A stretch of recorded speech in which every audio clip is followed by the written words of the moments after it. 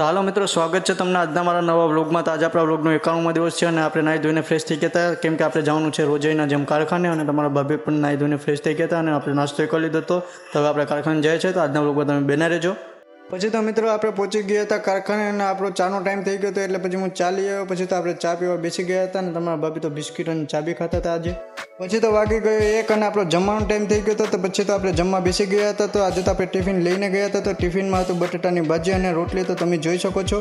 પછી તો મિત્રો વાગી ગયા 5 અને આપણે ઘરે જવા માટે નીકળી ગયા। કંઈ કામ નહોતું એટલે શેઠે મોકલાવી દીધા ઘરે। તો આજે તો આપણા શેઠ આપણા માટે કેરીનું બોક્સ પણ લઈને આવ્યા હતા। પછી તો આપણે ઘરે જવા માટે રિક્ષામાં બેસી ગયા હતા। પછી તો મિત્રો આપણે કારખાનેથી પહોંચી ગયા હતા ઘરે, અને અત્યારે આપણે તમારા ભાભી છે કેરીનું બોક્સ ખોલી પણ નાખ્યું અને કાચી કેરી એમાં નીકળી છે, તો એને પકાવવી પડીએ આપણે। અને આ કેરી છે કેસર અને આ ગીરની કેરી છે, આ તાલાળાની કેરી છે ને બહુ મસ્ત મીઠી આવે છે। તો હવે આ પાકી જાય પછી આપણે આનું ઓપનિંગ કરશું। તો હવે આપણે જશું કાલે કારખાને, તો મળશું કાલના વ્લોગમાં। બધાને રાધે રાધે।